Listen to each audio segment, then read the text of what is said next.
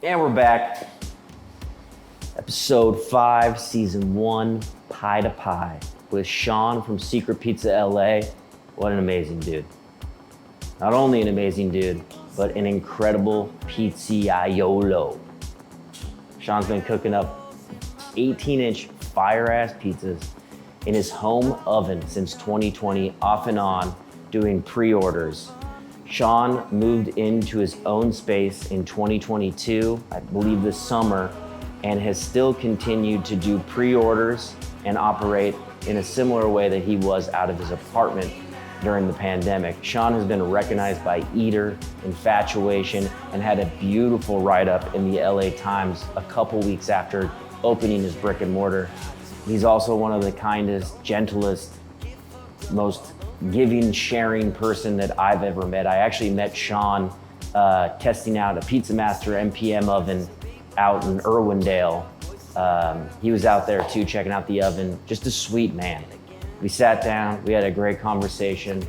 I was getting over a sickness and I had forgotten his gift, which it's been, I think, a month or two. Sean, I have your gift, it's right here.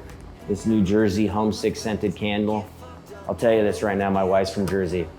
It doesn't smell anything like New Jersey, but I have your gift. I'm sorry I forgot it that day. Anyways, ladies and gentlemen, I hope you enjoy this conversation as much as I had having it. Sean of Secret Pizza LA. I hope you enjoy. Love you, Sean. Ladies and gents, big one today. I'm with Sean from Secret Pizza LA. I've been trying to make this happen for months and months. Thank you for doing this. My pleasure. I'm very excited. You know the rules. 15 questions, about 1 minute to answer. Are you ready? I think I'm ready. Okay. What attracted you to pizza ultimately, and who is responsible for teaching you how to do it? I can't remember not loving pizza. Like, I just, like, as far back as I can think, it's always been like the food that would be most exciting to me. I liked going around and eating. Like, I would go on little pilgrimages to, like, you know, DeFaro or like Potono's or like, you know, whatever. Mm-hmm. I grew up in Jersey, by the way, so that's why those are pilgrimages. And then making it, at first it was just like trial and error. It was like, okay, I'll buy a dough at the like pizza place down the street and like have some sauce from meatballs and like buy a block of mozzarella at the grocery store or something. And that was like not good, but it worked kinda. And then I was like, well, I want to learn to make dough. And so poking around the internet, pizzamaking.com was huge for learning to make dough. Also, like, on there, figured out where to buy things that like people from restaurants buy, like that were open to the public. And so yeah, I largely learned from just like watching people at places I would go, you know, order a couple slices, watch them do the thing. And then I'd be like, oh, why did they do that? And then go home and try that the next time. It was just like a gradual process over years. So you never worked at a pizzeria? Sadly, I've never. Holy I'm shit. so sad about it. Yeah. Ladies and gentlemen, that's incredible. So you are a self-taught made man. Yeah. I mean, every day you're learning. Yeah, no doubt. What kind of flour do you use and why? The only thing I'm like strict about with the flour is I'm always using either high gluten or bread flours. Like that's like the rule. And the reason why, and I'll be very honest with you, I've literally never made pizza with anything but those. So maybe I would make a pizza and be like, oh, it works with like, you know, AP flour or something like that. But the why is just my understanding about flour and dough, you know, and like sort of the bit of science that I've like read about is that for the style I grew up with in Jersey and New York and all that, you are stretching it to kind of a big size and you want it to have that like thinness and flexibility and a little bit of chewiness. And everything I heard was like, okay, the higher the protein, the more you're going to get that like result or whatever. Yeah. What is the thing that keeps you motivated every day?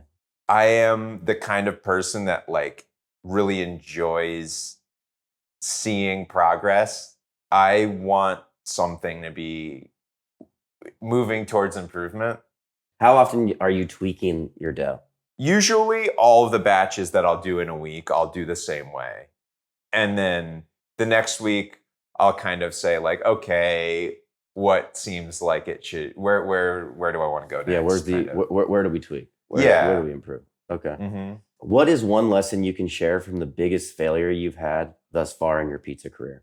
I can't think of like one standout biggest failure that's clearly it, but I feel like the thing that I noticed that's in common with most failures are just like something went wrong. I remember one time I turned around with a pizza and it just like slid off into the hot door and just like cheese and sauce all over the door, pizza's on the floor, and it's like, okay, so I need to be mindful about how I'm moving. Or like my first deck oven burn on the top of my hand. Yeah. It was just like a little bump on the top of the oven. And it's like same thing. It's like, okay, I have to just like take my time a little bit and like pay more attention and just be more like aware. Any other like failure that I can think of, like say there was something, with like a customer who wasn't happy with something, and it's like that maybe I needed to pay a little more attention to what was going into the box or something to, get ahead of something that they didn't like.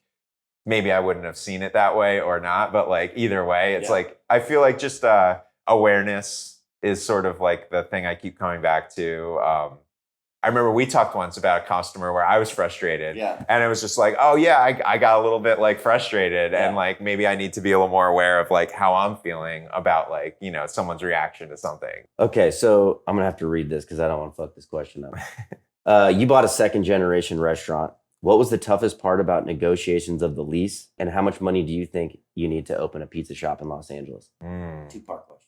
Two-part question. What was really fortunate was like last March, I decided to go to the expo in Vegas. Wonderful gentleman whose name escapes me at the moment was doing a talk on lease negotiation, like commercial lease negotiations was just the generalized topic. And, you have a room full of people asking relevant questions to their own experiences with their own leases. Like, oh, I had this fire and I didn't have a clause about like fires. So like, that kind of stuff. Having help is a big deal because it's just not a skill that I had any, experience with. Yeah. Yeah. Was there anything though that you had to actually negotiate for people to look out for? Like, hey, this is what was really important to make sure that you cover your ass. Is it fire? Is it a COVID clause? Is it, how do you protect yourself? There were certain things that like I knew I wanted from like going to that talk. And one of them was, it was one of the other speakers said he once didn't get a right of first refusal for like when the owner of the building wanted to sell. Yeah. And he really regretted it because he had it on his other leases. And it was just like, I'm not in a position where if the owner decided to sell, I could buy the building. But maybe one day I could be. Yeah, put it in there. So yeah, just asking for little things like that other people said that was important to them. There were things I didn't get. Like I remember someone said get a COVID clause, and the landlord was not cool with that. And like I was like, you know what? Like I've got my insurance, I've got other avenues. Okay, I don't get everything. But like there were a number of things that were like the right of first refusal. I remember he was like, sure, no problem. The lawyer who was helping me go through the, contract, there were things that like he was like alerted to, was like, ooh, this seems a little iffy, and like, asked for these changes, and like that he was like agreeable to that stuff. So yeah, I definitely think like just getting a sense of what it is that you want is a good part of that. And I think adding the fact that like you should definitely probably have a lawyer. I think that was very helpful. Yeah. Yeah. Okay.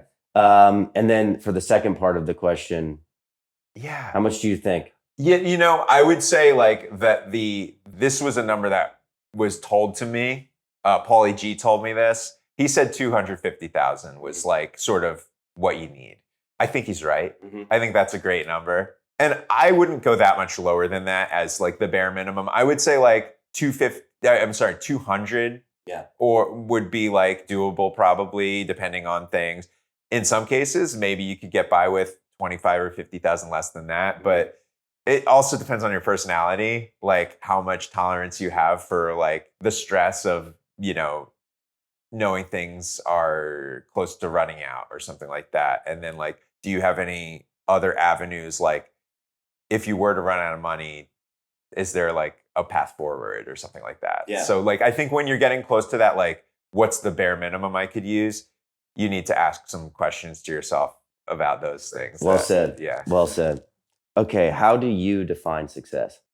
I had the great fortune of getting like a good review, and I was like, well, that's cool. That's never, happened. And like, it's something that like, I know sometimes people are like chasing after that.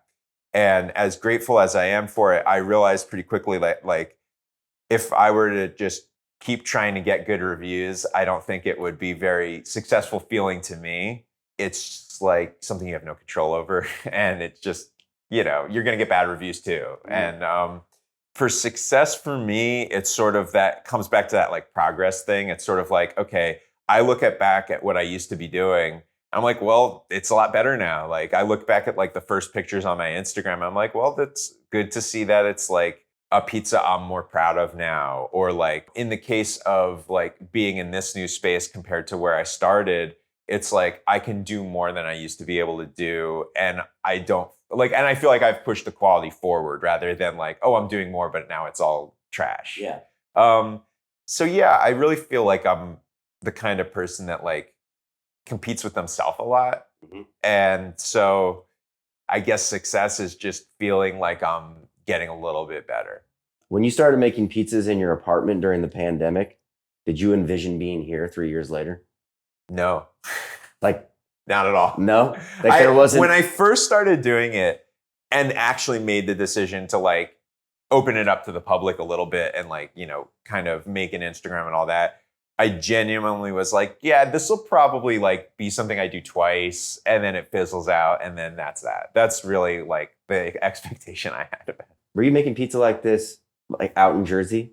I went from that stage of like buying a dough from the pizza place down the street and like trying to cook what was probably like a 20-inch pizza dough on like a little Target pizza stone that was like 15 inches and hating the results. I went from that to like learning to make dough, from pizzamaking.com and some of those other things online that I found resources at the time. It was like 2010. So there was some YouTube stuff, but not like there is today. The first time I made dough and like got like a slab of soapstone to bake on and just like used different ingredients, got my Stanislas from the local place. Mm-hmm. And it was like, it was already instantly like just so much better than anything I had done before. So for the next like 9 or so years that I was living there in Jersey, I would make pizza a few times a year. I'd make a dozen pies for a party. Like we'd have people over. And I was always doing 18 inches because it fit in the oven. And that's what I was interested in. It was like, I was always making a big one. And I was always, except for like the very first time where I was using like a fresh mutz and trying to do sort of like a coal oven-esque thing. After I discovered that I could make something that was more like a regular pie and have it come out good, that kind of became fun for me. So I always was just doing that. And I'd make pizzas, 30 pizzas a year, probably like 3 times a year, something like that. Like, or 10 pizzas a time. Okay. You know what I Yeah, mean? yeah. Like, Well, just things have changed. yeah. It was like mid 2020. I would make like 5 or 6 pizzas because I didn't want to run the oven in the summer in LA without like having something to show for it and like share it around. So I would make them for friends, and eventually it became like, oh, why don't you sell these? Why don't you like make an Instagram or do that? I thought it was like a new idea, but I discovered very quickly that there were many other people who had been doing it since like April or before. Yeah. And I was like, oh, well, I'm glad that there's a precedent, that there's like kind of a community of people doing this. Yeah. Within the first few weeks in your brick and mortar here, you were written up in LA Times, best slice in the city. What does that do for your confidence, your business, and how you operate in the future? It's like a boost to your confidence in a way, because it's like, if you don't think that's happening and then it happens, you're like, oh, okay, well, I guess, guess he liked it. And I also didn't have a budget for a publicist, which was recommended to me by, some smart people, like get a publicist, get some press. And like, I just didn't have the money, so I didn't do it. So it felt more like legit. I was like, oh, he actually liked this pizza. That wasn't like just because I paid someone. So yeah, it was a confidence boost, but it's also like, I was aware that, okay, now people are going to have like a certain expectation or something. So it really just kind of set me back to where I was, where it was like I felt good about it, but I was also like, well, I got to keep working. Wasn't there another piggyback article about, was it the 10 best slices? And then he rewrote an article about the best things he ate in 2022. Yeah, And yeah. you were And you he were on put the, me on that too. Yeah. Yeah. So exactly. So he did like 10 new pizza places in LA and ranked them. And that was like in August. And I immediately did get an influx of people. I was like, I'm gonna do the most pizzas I've ever done. I was still totally by myself, and and then I got COVID like a couple. I remember that in between. Was that a week or two after it? Like the article came out, I took orders, and before I could even finish making dough, like I had made one batch of dough, and I was like, well, now I have to drive home all tired because I'm not gonna like make dough with COVID. You know, it was. Then, as you said, at the end of the year, he did like a year review. I think it was like 12 things he ate or something. He being Bill Addison from the LA Times. Big deal. Yeah, great guy. And what I loved the most was it was all these beautifully plated dishes and then like a slice on a paper plate. And I was like, well, that feels good. Fuck that, yeah, like, dude. He included something a little more for the people. Yeah. I had no idea what was going on. So the day it came out, I'm like scrolling through it. And I'm like, oh, I haven't seen my name yet. And, you know, it's exciting. I mean, it wasn't even I was fucking excited. I was like, dude, this is the greatest thing that could really happen to somebody that just opened. Yeah. Was it? Had you been open a month? Yeah, about a month. Yeah. Yeah, give or take. Yeah. Anyways. Yeah, no, it was crazy. It Yeah. was. I mean, genuinely. Yeah. What is the greatest band of all time and why? Oh, wow. That's so hard. Oh my God. I'm gonna say Nirvana. Okay. And part of it's because of your hat, which is just, you know, giving like evoking the font and design.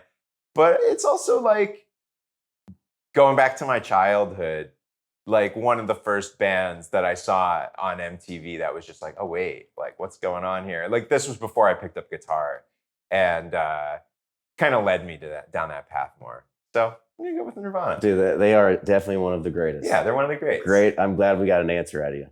Thank you for that one. Okay, so you have a brick and mortar and your business model is still pre-orders. Yeah. How is this beneficial? Would you recommend this model to and is this the way that you foresee yourself operating like forever or for a long time in the future? I don't know for the last part, like if I see this continuing for like forever or not. The funny thing about it is that like I've expected more people who like know the pizza industry and have experience to be like, that's terrible, and like, you know, kind of shitting on it. Like that's what I expected.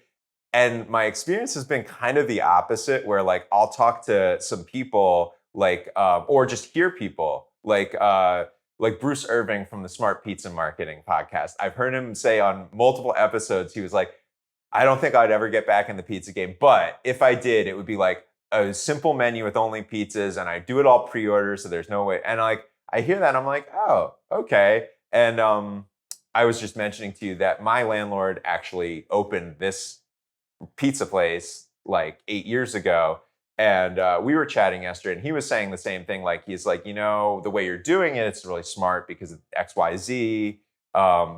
Nino Caniglio from Caniglio's and Williamsburg Pizza, et cetera, he is someone who I talked to, and he was supportive of the idea. And I was so ready for him to just like tell me how dumb I was for approaching it that way.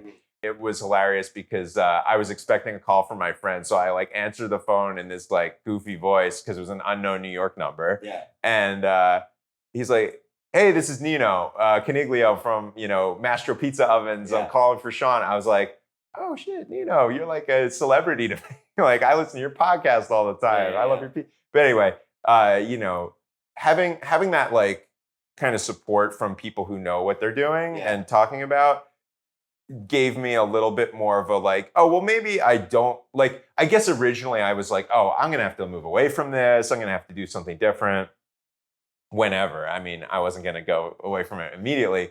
But now that I've like heard more people kind of like legitimize it, I think it's definitely something I'll be sticking with for the near term.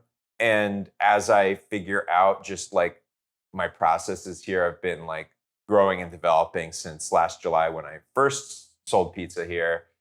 The benefits you asked about, like it's great to know how much stuff to buy ahead of time. It's like I understand that most people don't get paid before they make the food, and I can see how that's beneficial, even though that's all I've ever done. Like there's definite benefits in terms of waste and like cash flow, I would say. You do get some people who don't like it, but I think that there's also just like this thing that happens where it's like if someone's going to bother to do it, they're probably a little bit more interested in what you're doing and bringing to the table anyway, whether that's pizza or something else. Like you have to kind of care about the pizza to like be like, all right, I'm gonna like do this a few days, 3, 4, 5 days in advance, like put an order in for a pizza. Yeah. And sort of plan around it. And it's like I didn't do that because I wanted that. I did it because I was working with like a crappy apartment oven. Yeah. And then I did it because I was by myself in here. And at this point, I've got a little bit of help, but it's still sort of just like allows me to structure things in a way that makes sense. Little by little, I might add in more sort of like walk up and on demand options and things. As of right now, I don't have any plans to like eliminate the pre-orders. Is there a negative? Because you eliminate you get to touch every single pizza that comes out of the oven, right? Mm-hmm, mm-hmm. And then you don't really have to have a buttload of employees. Mm-hmm. You always know how much money you're going to have to put in and what you're getting out. Mm-hmm. And then as long as orders are filling up, everything's good. And then you kind of create this hype.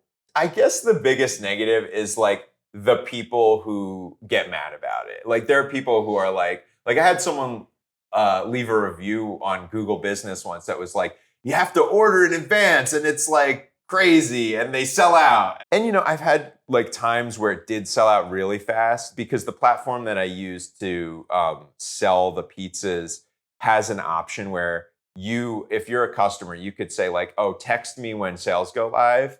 And the first time I had that turned on, things sold out in like 2 minutes because I think I had like, I don't know, somewhere between 100 and 150 pizzas that week. And they went very quickly because it was soon after LA Times and all that.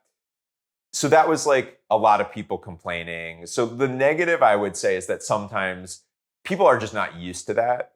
There were sometimes early on in here when I was on my own and just like really just doing pre-orders where someone in the neighborhood just came in out of nowhere and like they didn't know what I was doing and I was sold out of dough for the night already. So I had to kind of, those are the negatives.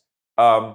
But, I've been trying to find ways to like accommodate those people in the modern, now that I'm not like brand new in this space, I've been trying to work around that. What is one piece of equipment or one ingredient that you could not live without?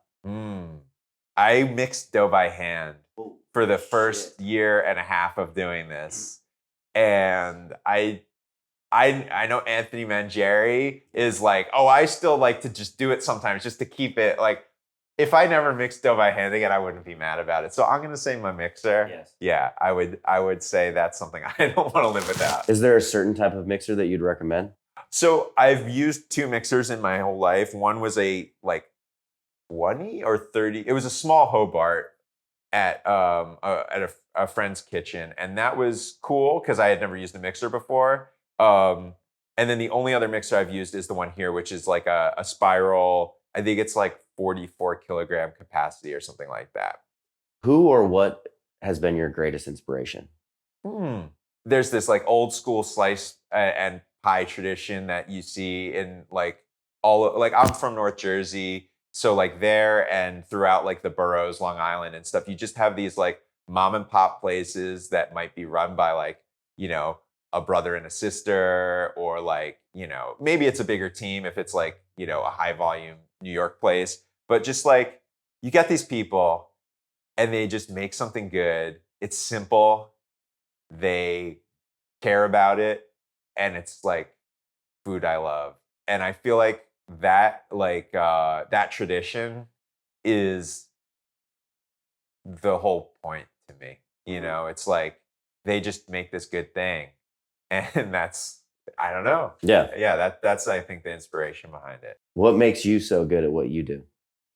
I don't think I'm that good at what I do. I think that helps. I feel like that's like, I've heard like Nino say like, you know, if you think you're like making the best pizza, like you've already lost. Like he's always trying to get better, and he, you know, he's a lot better at pizza than I. I feel like if you're just like realistic and you know that like there's a lot to learn always, then you stand a chance at maybe being good. So if there's something that makes me so good, so as you said, I guess it's that I'm like trying to be good. Yeah. Always improving. Yeah, trying for that. Yeah. It all comes back to that. That's all I got. That was a wonderful interview. Thank you. Again, thank you for doing this. Where do we go to talk to you, to order? How does it work? Yeah. So how do we get in touch? right now there's two places. There's Instagram, Secret Pizza LA, and then there's a website that's very, very basic. I made it in about 1 hour. It's secretpizzala.com. And those are the two places that you can, order from or reach out to me if you got questions or whatever. Well, thank you again for doing this. We're gonna let you go. Thank you. Much love. Yeah, man.